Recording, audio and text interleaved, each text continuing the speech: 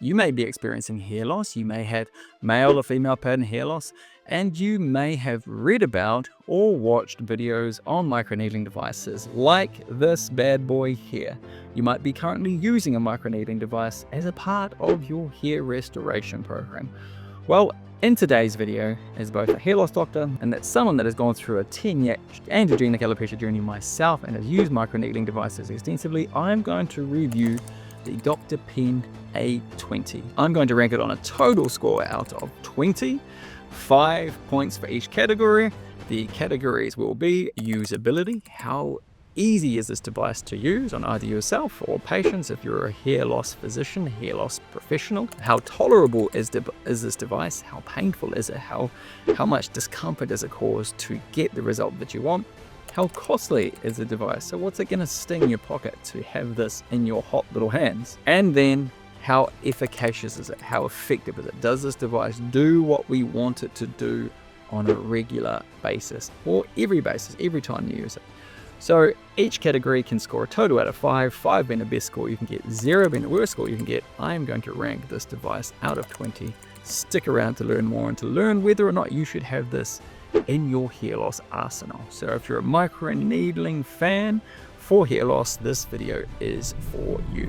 If you haven't already met, I'm Dr. Jonathan Hopkirk, Sydney-based hair loss doctor and co-founder of Levels of You, an Australian-based hair restoration company that treats patients across Australia on a daily basis. And as I said, someone that's gone through a hair loss journey myself, I have had the pros and the cons of all sorts of various treatments except for a transplant. And that's what compels me to come on here and talk about certain hair loss treatments and new and emerging agents to give you a better understanding around what these potential therapies are capable of, the pros and cons of them, the limitations, which can then give you further insight as to whether or not it's going to align with your personal preferences. But before we jump into the video, let's just do a brief summation around what microneedling does. So microneedling, as the name suggests, is where you have microneedles oscillate from a device like this on the scalp, which causes controlled trauma in the top of the scalp, and that opens these tiny little channels. Now what that does in the body is that triggers the body to open up blood vessels and send nutrients to that level. So you turn the taps on of life support to the scalp, which we like. So you get an increase of nutrient support to the scalp, you get oxygenation, get more blood flow into that area, and you also get a triggering of a local stem cell response. So you get a local growth factor release into that area. Also, if you're using a microneedling device at the same time as using topical serums, you will improve the absorption of those serums into the hair follicle where we want them to act, which is around about 0.6 of the millimeter where that stem cell bulge is hanging out. So now that we have a brief understanding around how microneedling devices can help you on your hair loss journey, restore some hair, and improve synergistically the benefits of other topical agents you might be using, let's now rank this particular device. So first off is usability. From start to finish, how usable is this device and the experience of this device? Well, you can tell me if I have got baby brain, because I am 11 weeks into caring for my newborn, a little wolf who has graced our world with lots of joy, but also less sleep than I would like. The interesting thing about this device is when you pull it out of the box, I'm looking at it, I'm going, okay, cool, I live in Australia, so I need the right adapter. Cool, the adapter's with you, so you're like, great, they put the adapter in the box, forward thinking. Please tell me in the comment section, is there something I am missing? Because this does not connect with this. If anyone from the Doctor Pen company is watching, please tell me privately what I'm doing wrong, or publicly. I'm not too proud that you can name and shame me in the comment section around being such a imbecile that I am not working this together, but this does not plug in. So fortunately it is USB-C, so that means that I've been able to charge this with other chargers I already have in the house, including that for my Apple laptop. But that was sort of the first impression. I was like, okay, that's interesting. I can't charge it with this particular charger, or at least not with my baby brain. I couldn't quite figure it out. Have been able to charge with other things, and then everything from there has been smooth and seamless. I've complained previously on other reviews of microneedling devices on my channel about how annoying it is when the buttons are so touch sensitive that they switch on and off with just brushing of your skin. Whereas this has got a nice embedded button, so it switches on with a bit of force, and it takes a bit of force to switch it off. So you can settle the settings, etc., And then you know that when you're treating someone, you're treating yourself, you're not just going to accidentally knock the button and switch it off. The other thing with that is battery life. If you're carting it around, and it might be in your bag or something like that, or just sitting on the desk, those other ones can switch themselves on if they roll onto the button, whereas this, it does not happen. The next step in terms of switching it on and using it is very user-friendly from a touch-sensitive perspective. Then the cartridges.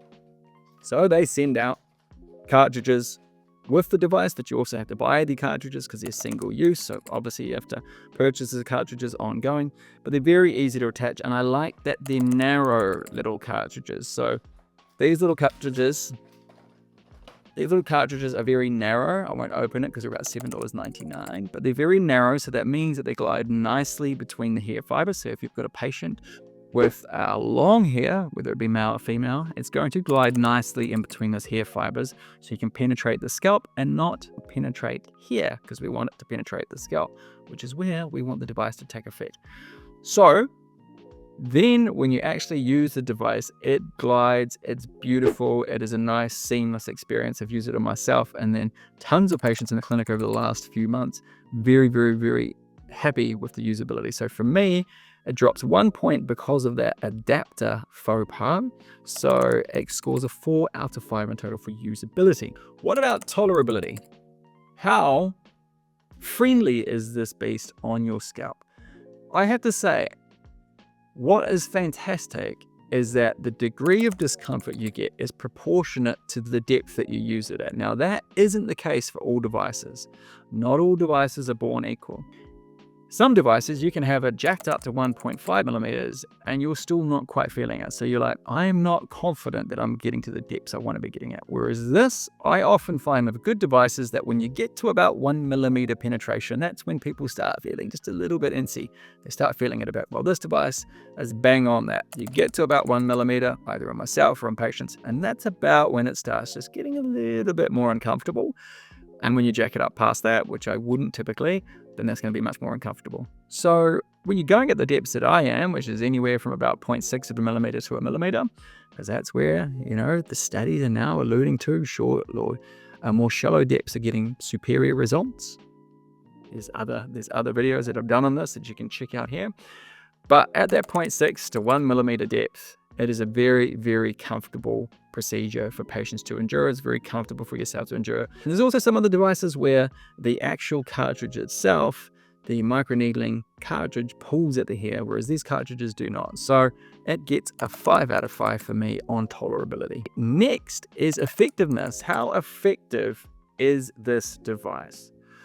So look, I have to give the disclaimer that if I was just simply using this device and nothing else, then I would be able to say with stronger assertion, well, these are the exact results I've achieved from just microneedling alone. I don't use microneedling in monotherapy. I use it in a combination therapy, which is the hair restoration protocol, which we design for our patients uniquely. Once they come forward and we have a consultation with them in depth and investigate what's going on, we create a hair restoration protocol for them, of which more often than not, there's microneedling involved in their treatment, whether it be in the clinic to begin with first with the HRP protocol, and then they follow up with other dermal rollers and microneedling devices in the home. But I can say that I've continued to achieve fantastic results with this device, which is on par with other devices I've used. I have used this device myself and I'm still maintaining a fantastic head of hair, despite being very sleep deprived at the moment, I have to say. But this device is achieving great results in clinic within a combined therapy setting. If you're using it at home by itself, let me know in the comment section what your results have been like. We know that a combined effect in hair loss programs is what gives you the best results. So, generally speaking, if you're going to see a hair loss physician, they're going to give you, a couple of different tools to be able to use. But I can say that from an efficacy standpoint, we know microneedling has got great efficacy.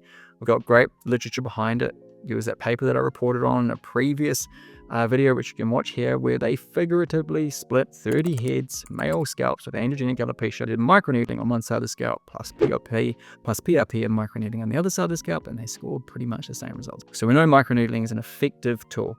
This particular tool itself, I'm very happy with the results I'm achieving with it in clinic. So from an efficacy standpoint, effectiveness, I give it a 5 out of 5 because I can't fault it. The last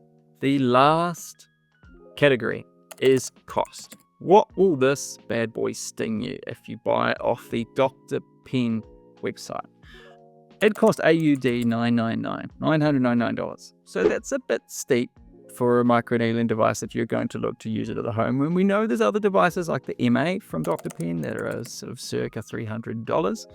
So $999 is getting up there. It's not the most expensive microneedling device that is available, but it is a little bit more punchy. So I would say that yes, that is on the upper end of the scale in terms of cost. Now the cartridges, which are single use, you have to replace after every use. They're about $7.90 per cartridge. So that starts adding up every time you do the treatment. It's going to cost you just below $10 if you're treating yourself, that is. Obviously, if you're doing it in clinic, there's all sorts of other things that you're likely to be using it with it. But as far as cost goes, I would rank it 3 out of 5 because it is a little bit more expensive. But I would say it is worth every one of those dollars that you spend on it. So from a cost perspective, it's a 3 out of 5. So there we go. The usability category, it scored 4 out of 5. The tolerability category, it scored 5 out of 5. The effectiveness category, it scored 5 out of 5.